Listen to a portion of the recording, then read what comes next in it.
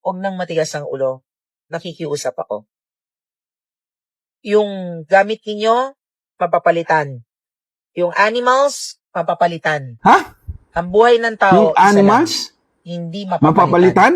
Ganun lang kasimple ang usapin dito. Madaling sabihin na lumikas na kayo, mapapalitan naman yan. Sinong magpapalit? Ikaw mismo, Mayor? Nakita mo na ba ang hinagpis ng isang lalaki nung namatayan siya ng kalabaw? O yung iyak ng babae na nalulunod na ang mga baboy niya? Hindi mo alam na importante para sa amin ang mga hayop na ito. Kaya please lang, huwag niyong sabihin na matigas ang ulo nila. Kasi minsan, hindi ulo yung matigas. Matigas yung puso nila dahil pinaglalaban nila yung mga pinaghirapan nila. At alam nilang, yun na lang ang meron sila. These are voiceless, helpless animals that you are asking the owners to leave behind. Walang ibang magsasalba sa kanila kundi yung mga taong nagmamahal sa mga animals na sinasabi mong madaling palitan. Kung totoong leader ka, marunong ka dapat makiramdam. Marunong kang umunawa. Dapat marunong kang magmalasakit sa mga tao o sa mga hayop na kinasasakupan mo. Siguro kaya nasasabi mo yan kasi ikaw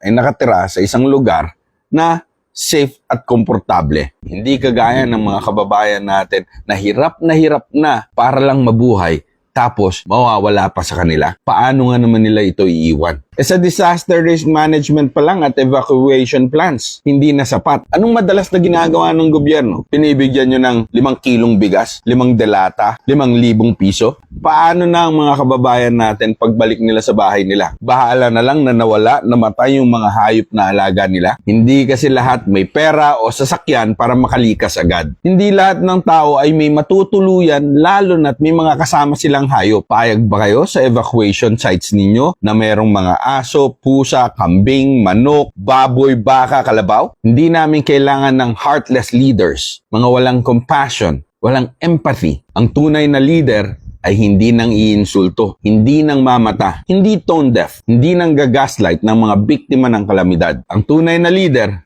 ay gumagabay.